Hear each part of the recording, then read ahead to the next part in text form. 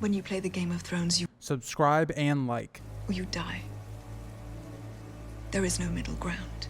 Welcome back to the Grease Goblins YouTube channel. I'm joined by some special guests, some familiars on the channel, JC or The Advocate and BeckyDoesBlog.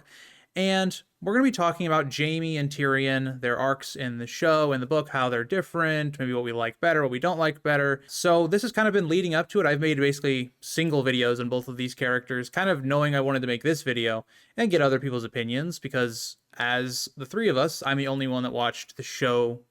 I'd watched the show basically up to season 4 before reading the books. So we're going to have very different, I think, perspectives on it, especially Becky, who's very passionate about a certain character. Becky, you wanted to introduce yourself, what you're up to, all that. Yeah, of course. So thanks for having me on your channel, first of all. My name's BeckyDoesBlog. I film mainly reactions to the Game of Thrones TV show, but I read the whole A Song of Ice and Fire book series first. So I'm doing it from a book reader's perspective. And then everything else on my channel is fantasy book related. So that's me in a nutshell. Sounds good. JC, you know, I feel like you're on the channel all the time, but feel free to introduce yourself, what you're working on, all that. Hey guys, I'm the guy who's all on Grease's channel a lot, so you're probably sick of me by now, but Never. The Advocate. I do a Song of Ice and Fire book content, non-Song of Ice and Fire book content, and just book content in general. So stop on by if it pleases you. Especially if you want some good Fire and Blood coverage, because I really enjoyed your part 1 for Fire and Blood. Because of the show, it's influenced how we look at the character of Jaime Lannister in the book. And I'd like to hear just your perspective on the character of Jaime in the book, maybe why you don't like him, as much as a lot of people do. Yeah, so I do. I think it's maybe I'm like the minority, but I never fell for Jaime's redemption arc. For me, he didn't do enough to redeem himself. I think because we're in his like internal monologues, he's naturally quite an arrogant person. That's fine, you know, we're all flawed. But I just think in the first couple of books or so, he was painted out to be this villain.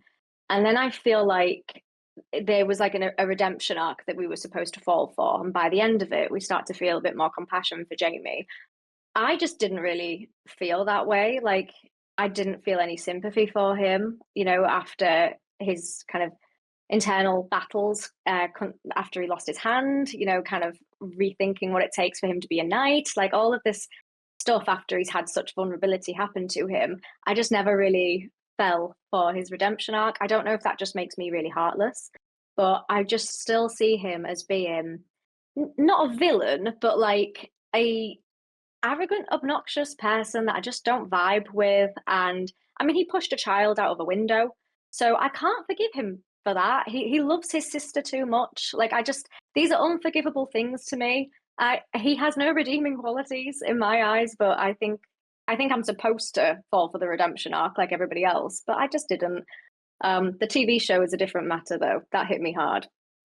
Yeah, I think in the book and the show, it's very different, because in the show, it's very much built up to be Jaime's going from like one of our main villains of like season 1, all that. And then by probably season 4, he's like a character that most people like. They removed a lot of the stuff in the show that made Jaime a lot more complex. So whereas in the book, I think that George was never meaning Jaime to be a character that we fully liked. I think that what George was going for is he's taking a character that, even in his first drafts of the books, he wanted Jaime to be kind of the big villain.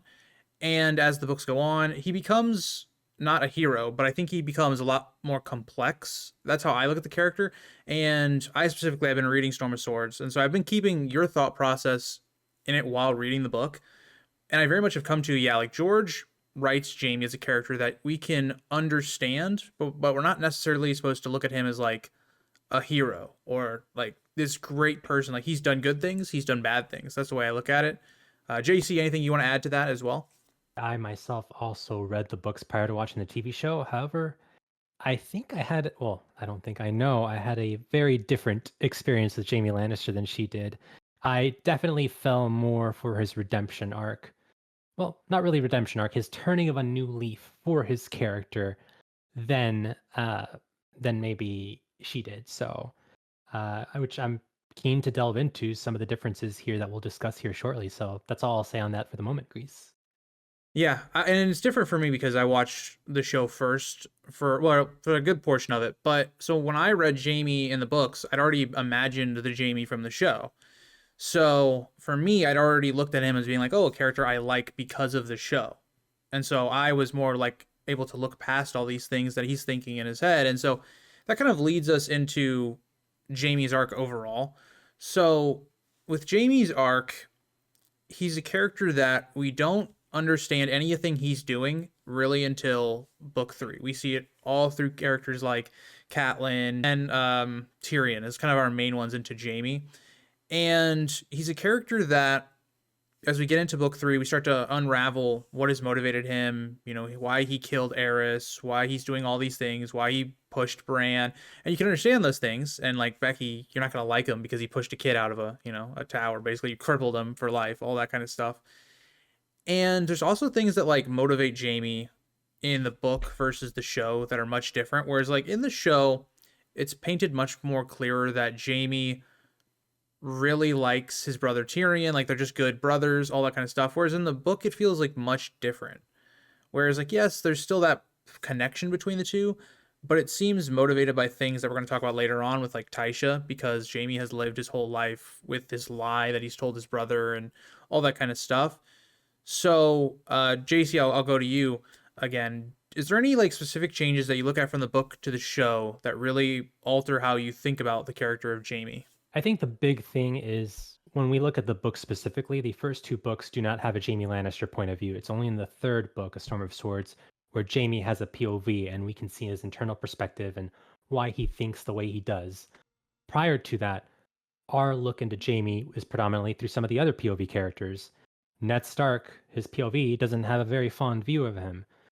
Catelyn Stark definitely does not have a very fond view of Jaime. The only person that kind of has a fond view of him is his brother Tyrion Lannister.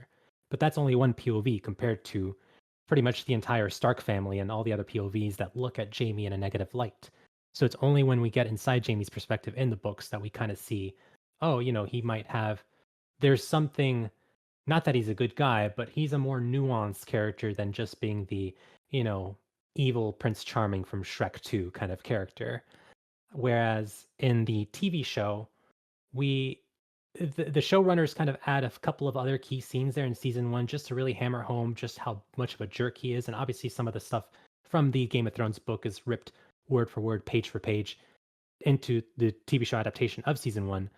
But I feel like there's already more opportunity for nuance with the TV show, because not only, despite the fact that people are kind of seeing him in this negative light, you're also seeing his facial expressions. You're seeing the physical appearance of the man, and you can kind of, just by seeing this human on screen, you can kind of empathize with him already a little bit more than you could with words on a page.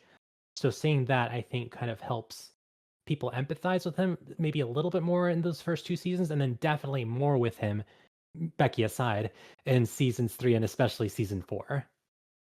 I agree with that. I think that I would say going with the TV show and the book, when you think about it, is and I'm assuming Becky's also going to talk about this, especially because she has a strong opinion on this, but it's one thing whereas in the show, we don't see how dark Jaime's thoughts can be, and just how, like, he is constantly in his head putting Brienne down, or he's constantly thinking like he's better than other people, or like you don't get that vibe in the show because we don't see a whole lot of Jaime and Brienne together in the show where he is putting her down a lot. It just seems like, okay, within a couple episodes, we're already on Jaime's fulfilling all that stuff. He's becoming a better person. So that's kind of the way I look at it, is I think that because we in the book can be inside Jaime's head, it really changes the way we look at him. But Becky, I'll go to you because I know you're very strong on Jaime in the book and the show, and you've just recently finished season 4 as well. So I'd love to hear your thoughts on Jaime. Yeah, absolutely. I think you both nailed it, to be fair. Like in the books, the first couple of books, we're hearing about Jaime through the majority of people who dislike him. So therefore, that naturally gave me a biased opinion on him, because I'm hearing all these people I like, Ned Stark, for example, and that I'm rooting for, have a dislike to Jaime. So naturally, I then have a dislike to Jaime, especially when you see his actions that are immoral, to say the least. And then when you do see his internal monologues for the first time, you've got his POV chapters, you realize that his thoughts are also very, very cynical. He thinks down on Brienne. He mocks her quite a lot in his thoughts.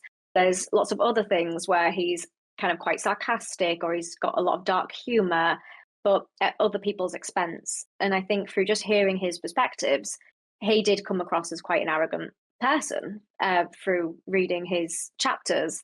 Whereas in the TV show, you don't get that because you don't know what he's thinking, or you can't see exactly what he's thinking because you only get that in the books. But what you do get is the actor's portrayal of him showing vulnerability. Like there are scenes where the actor portrays Jaime as being deeply saddened, deeply vulnerable, deeply emotional. There's conversations that he has with Brienne that are a lot lighter and more emotional than in the books. And the brotherly relationship that he has with Tyrion, that was tarnished in the books, and in the TV show it's still intact, and they've got this very kind of strong bond. So I just think naturally they've painted Jaime in the TV show to be a much more vulnerable, much softer person, which I just gravitated towards a little bit more. I felt a bit more compassion for him. But then in the books, he feels a little bit more like a man who's trying to act hard all the time and likes to make jokes at other people's expense. And I think that's why I didn't fall for his redemption arc, because he does try to turn over a new leaf, which is great. I'll credit him for it. But he's still Jaime. Like, he's still naturally who Jaime is, which is fair enough, but I just have a dislike towards it.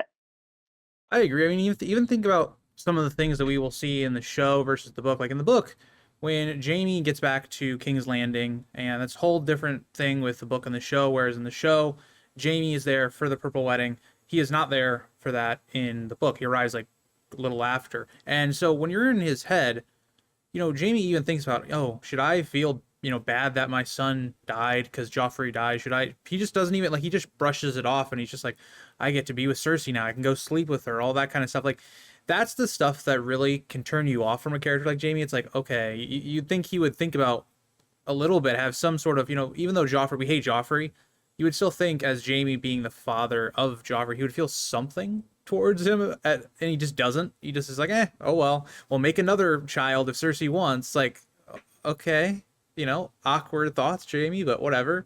So yeah, I mean, I think that you guys are spot on the way that we look at Jaime and the book and the show. Is there any other major differences you want to talk about, or you guys want to talk about in general about the book and the show before we kind of move on? Yeah, so obviously, Grease, you kind of addressed the timeline there for a bit, where Jaime arrives at the end of season 3 back to King's Landing, whereas in the books, he doesn't arrive until after the Purple Wedding.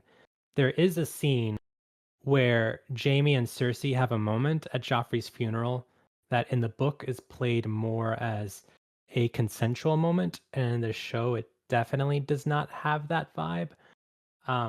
I'm not sure what the showrunners were going for there with that moment and its adaptation towards the TV show format. Yeah, so I had a similar thing where I was wondering what kind of the purpose was with that, because it did seem very forceful and it did seem very like urgent. There was like an urgency to it. And obviously it creates a little bit of discomfort anyway, because it's brother and sister getting too friendly with each other. But there was even more kind of discomfort in firstly, Joffrey's deceased body is right next to them. So, Yep. Pick your time and place. But also it's the fact that Cersei was like mourning. She was like grieving for her son in that moment. So I don't really know what their intention was behind that. I'm a bit stumped with why they chose to portray that, unless they're trying to make Jaime feel a little bit more flawed, because so far they've kind of, in season 4, that was a great season for him. Like, he was portrayed excellently, which was why I was kind of falling for his redemption arc in season 4, which I hate saying because I feel like I'm going against my own values from reading the books. Like, I feel like I'm contradicting myself. So yeah, I don't know if they did that just to make him seem a little bit more flawed. That's my only guess with why they changed that.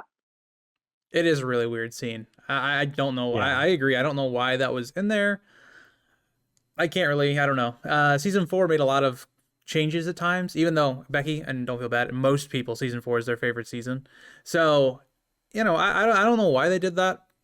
I'm just going to chalk it up to they misinterpreted maybe the book scene. I don't know. That's all I got for that. So then the last thing I wanted to talk about before we move into like Tyrion, as we get to like the other side of this, is How do you guys think that, for instance, the Tysha whole thing with that character and Jaime having to lie to Tyrion about Tysha actually not being a sex worker? What do you guys think? How do you guys think that affected the character in the book, and then not having that in the show? I mean, it massively changes the brother relationship, like huge contrast, because obviously in the TV show, because that doesn't happen, I'm pretty sure like they give each other a hug and then they go their separate ways. Like they end on good terms. But then in the books, it's like Tyrion is devastated. Like he won't be able to trust Jaime again. Like Jaime's just revealed something basically life-changing to him. And they end on bad terms. So it's a massive contrast in terms of how their brotherly relationship stands. I was actually a bit like caught off guard that didn't happen, because I was kind of expecting that in the episode and then it didn't. And I was a bit like, oh, like it felt a little bit like anticlimactic. So I'm not really sure. I think that changes both Tyrion and Jaime's character quite a lot. But obviously, I don't know how yet because I've not watched season 5. I can only imagine that that's going to have to change things, surely. No comment. But yeah. Yeah. This is what I can say about the end. So the end of season 4, it's something that a lot of people have criticized because it is such an important part of Tyrion's, arc. He goes from Jaime being the closest person he has to then going to, okay, my brother's lied to me all these years. And what's so pivotal in the book versus the show is, in the book, Tyrion is almost completely motivated by wanting to be loved, to feel accepted, and we constantly see that everyone around him are people that either want something from him or he's paying them. You think about Bronn, you think about Shae in the book, you think about the mountain clans that he has. They're with him because they want advancement, they want weapons, armor, all that kind of stuff. So that's a pivotal point of the book, whereas in the show, it's not necessarily focused on, like the Tysha stuff isn't really even in the first 4 seasons. Like I think it's maybe talked about it once or twice. And so I think it leads us perfectly into the Tyrion section of the video. Is I think that it's interesting because it changes Tyrion and Jaime, and I think the same way I feel about Jaime in the show is the same way I feel about Tyrion. Is that I think both of those characters are more complex in the book. Like they have more negative flaws about both of their characters, whereas in the book, Tyrion is very much like a character we root for. And don't get me wrong, I rooted for Tyrion in the books as well, but he does things that are quite dark in the book compared to the show that they kind of omit. So just a couple things that kind of come to mind. Like for instance, in book 2, he more or less kidnaps Tommen right before the Battle of the Blackwater. It's like, okay. And then there's some stuff in the books that he does that are just kind of morally gray. Alt-Shift-X does a great job kind of with that. But I'll go over to JC because I feel like I yapped a lot. But so what do you think about Tyrion in the book versus the show in terms of like the early seasons anyway? Yeah, I know we just we were kind of transitioning from Jaime to Tyrion, but I just wanted to say real quick on the Tysha stuff. I think the Tysha stuff has more of an effect on Tyrion's arc than it does on Jaime's arc, especially with regards to some of the changes that are to come. But I don't want to speak too much more on that, because Becky, you haven't seen the latter half of the show. But in terms of Tyrion book versus show, and in terms of what the omission does for Tyrion, I feel like Tyrion, the showrunners David and Dan really saw Tyrion as this like anti-hero funny character who's very quippy, and he's like, oh look, he's standing up to his father Tywin, and he's standing up to all these people, he's such a funny anti-hero, let's make him into this, he's not a nuanced flawed character, he's just a shiny good guy for the TV show. And I think that's to his detriment, because when they remove those layers, they make him more into not necessarily a caricature, but I feel like they make him less 3-dimensional and make him more of like a 2-dimensional character.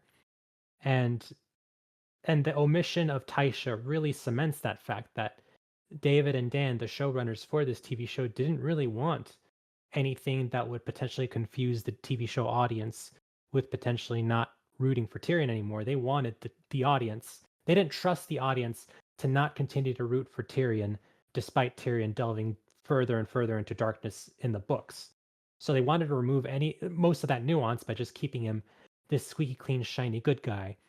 You see that with the removal of the Tysha storyline, obviously, you see that with also the manner in which he kills Shae.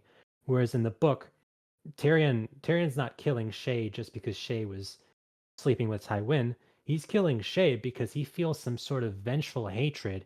And he's like, oh no, like, I don't care that Cersei paid you off, Shae, and forced you to confess against me. No, I'm just gonna kill you off because I'm really mad at my dad, and I'm really mad right now, and I'm steeping into villainy. Whereas in the TV show, it's like, oh, like after he kills Shae at the season 4 finale, he's like, oh, I'm sorry, even though he just, killed this woman. But they've done, the TV show runners do everything they can in order to make sure that you root for Tyrion, and they don't trust the audience enough to see nuance in this character. I think that's a good transition into talking about Shae as a character, because in that scene, there's a lot that you have to look at with the character of Shae, because very honestly, Shae is way different in both the book and the show. She's a bit older in the show. She's a lot younger in the book. And Becky, I know you talked about this. I've seen you talk about this a lot throughout your, watching of the show.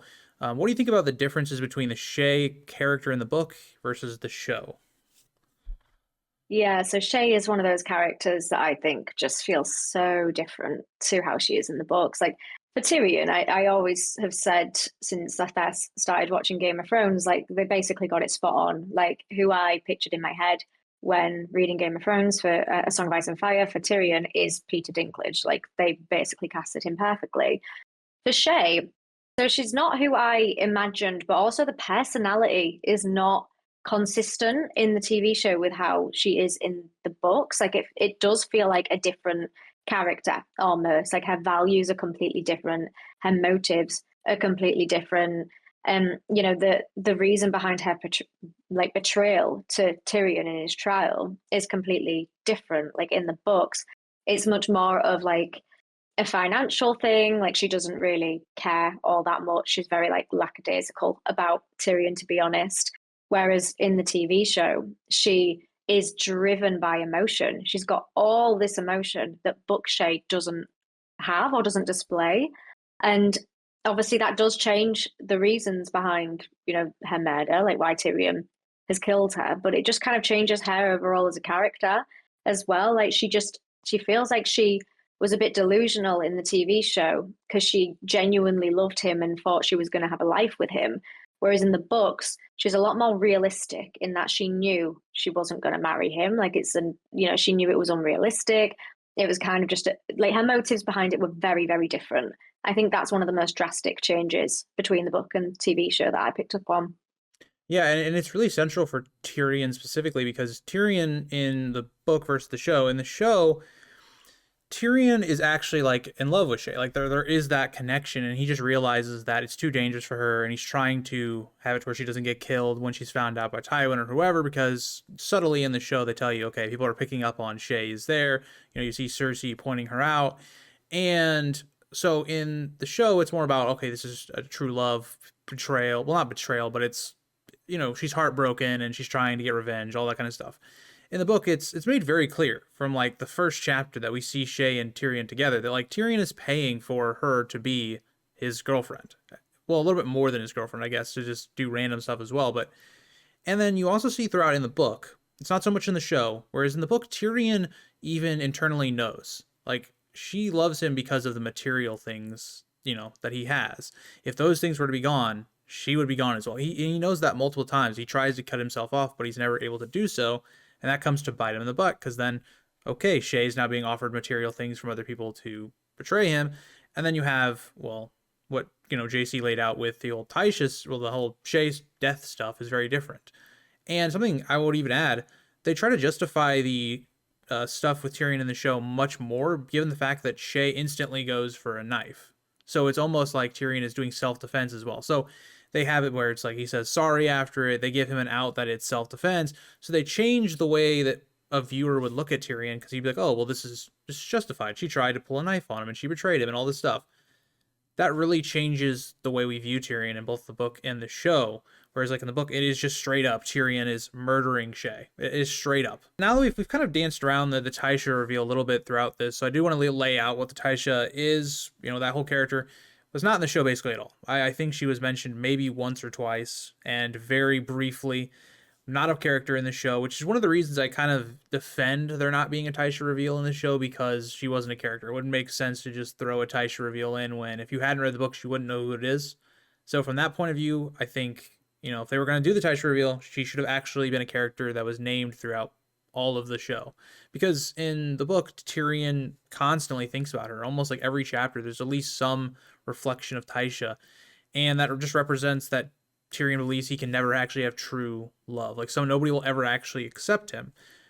And so the Tysha reveal basically is that after Tyrion has been released from prison by Jaime, Jaime kind of tells him that he lied about Tysha, that Tysha actually did love him and all this other stuff, and that he had to lie because of Tywin. So then you have the motivation for why he wants to kill Tywin and the Shae stuff, but it fractures their relationship completely, because Tyrion's lived his life this whole way thinking that he can never find love, and now the one person that he actually believed cared about him is also somebody that betrayed him. So it's, for Tyrion, it's that everything is falling apart.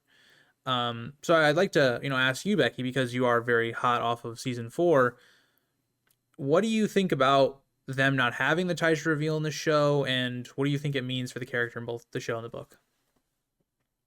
So I think I can understand why they didn't include it. It would have added a lot of additional complexity to specifically Tyrion's character, his backstory, his values. So I kind of see it, like, there's that conversation that that he has right before he pew-pews Tywin, where it's basically, like, who do you love, or I loved her, or something like that. And in the books, he says Tysha, but in the TV show, he says Shae. So they've basically blended that dialogue and Tyrion's emotions onto Shae instead. It was a shame that it's not in the TV show, but I guess it must just be, time, budget. They would have needed maybe a character for her. They would have needed more focus on Tyrion's backstory. But I definitely think it changes his character drastically, because like you said, in the books, he's constantly referring to her. He thinks about her a lot. It was his first love. It's, the whole reason why he thinks he's unlovable and will never be accepted. And then when he finds out from Jaime that, his family have been lying to him, it breaks his heart. So it adds this emotional depth to Tyrion that you then don't get in the TV show, because that massive part of his life has been stripped away.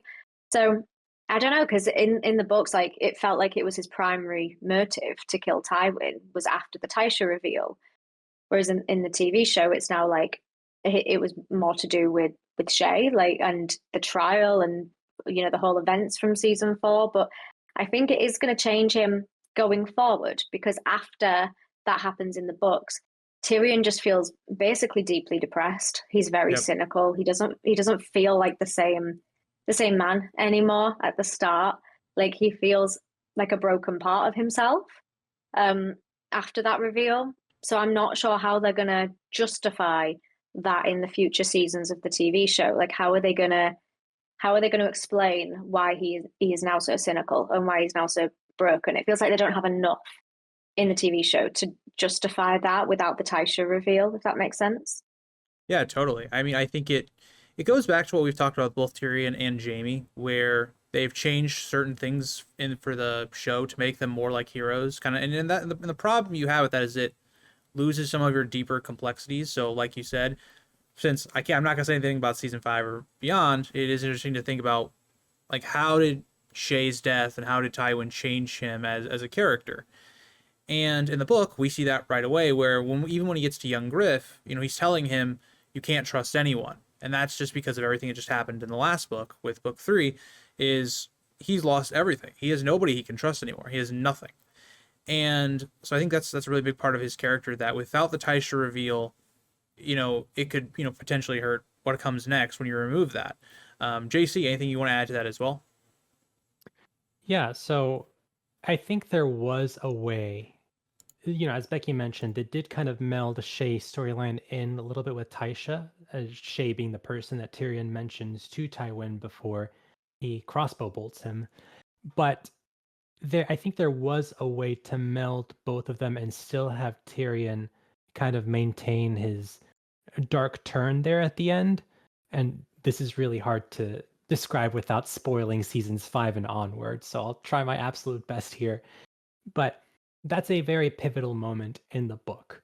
If they wanted it to be just as pivotal in the show, I think there was a way where they could have not mentioned Tysha, have Shae been the reason that Tyrion snaps, and rather than portray it as self-defense, have Tyrion actually be the first one to take action against Shae when he sees Shae on Tywin's bed, and therefore still maintain that same theme of, oh, this isn't self-defense. This isn't shiny Tyrion anymore. This is bad guy Tyrion now. This is a darker, more angrier Tyrion now.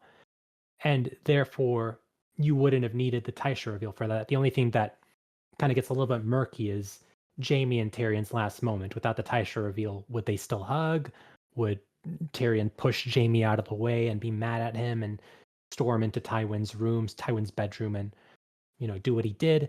So that's the only thing that gets a little murky. But I think there was a way they still could have maintained Tyrion's dark turn without Tysha being there. It's just, Grease, as you mentioned, the showrunners were not interested in having Tyrion have a darker turn. They wanted to keep Tyrion as this shiny, good guy with maybe a few flaws, as opposed to being a more nuanced character who has a darker side.